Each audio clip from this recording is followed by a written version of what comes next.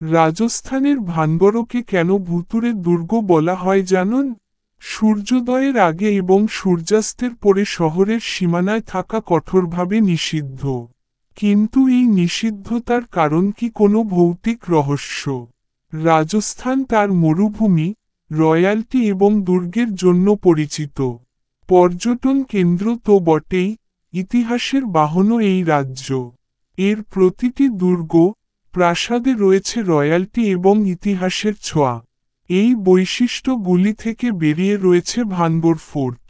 এই ফোর্টকে ভারতের ভুতুড়ে জায়গা হিসাবে বিবেচনা করা হয়। তাতেও এই জায়গা ভারতের স্থাপত্যের একটি নিদর্শন। ভানগড় দুর্গটি রাজস্থানের আলোয়ার জেলায় অবস্থিত। এখানে আরাভালি পাহাড় দুর্গটির প্রহরীর কাজ করে। ভানগড় শহরটি একটি প্রত্নতাত্ত্বিক স্থান এবং ভারতের এএসআই সুরক্ষায় এটি রয়েছে। ভানগড়ের সীমানায় একটি বোর্ড স্থাপিত রয়েছে, যেখানে বলা হয়েছে যে সূর্যোদয়ের আগে এবং সূর্যাস্তের পরে শহরের সীমানায় থাকা কঠোরভাবে নিষিদ্ধ।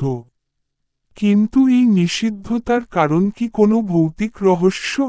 ভানগড় দুর্গটি ষোড়শ শতাব্দীতে এটি ভগবন্ত দাস তার ছোট ছেলে মাধো সিংয়ের জন্য তৈরি করেছিলেন।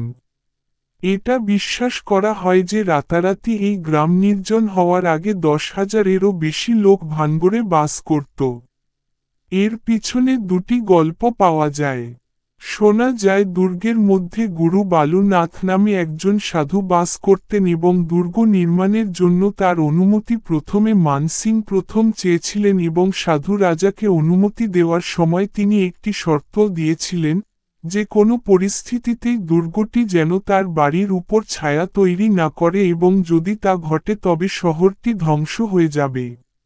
রাজা এই বিষয়ে শপথ করেছিলেন কিন্তু তার বংশধররা শপথ পালন করতে ব্যর্থ হন এবং তার ফলে অভিশাপটি ভানগড়কে গ্রাস করে। আরেকটি গল্প হল রাজকুমারী রত্নবতীর, যিনি খুব সুন্দরী মহিলা ছিলেন। তিনি তান্ত্রিক সিংহিয়ার দৃষ্টি আকর্ষণ করেছিলেন, যিনি একজন সুদক্ষ জাদুকর ছিলেন। জাদুকর রাজকুমারীকে প্রেমের প্রস্তাব দিলে রাজকুমারী তা প্রত্যাখ্যান করতে থাকেন।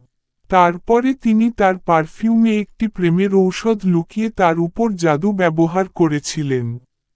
কিন্তু রাজকুমারী এটি জানতে পেরে গিয়েছিলেন এবং তিনি পুরো বোতলটি একটি বিশাল বোল্ডারের উপর ঢেলে দিয়েছিলেন যা তান্ত্রিককে পিষে দিয়েছিল। শেষ নিঃশ্বাস নেওয়ার আগে তান্ত্রিক শহরের উপর অভিশাপ দেয় যার ফলে ভানগড় ধ্বংসস্তূপে পরিণত হয়। ভূতে বিশ্বাস করুন বা না করুন, সংস্কৃতি এবং ঐতিহ্যের ধারাবাহিক এই ভানগড় ফোর্টে আপনার অবশ্যই যেতে পারেন। আপনাদের কি মনে হয়, কমেন্টে জানাবেন। ভিডিওটি ভালো লাগলে লাইক করবেন।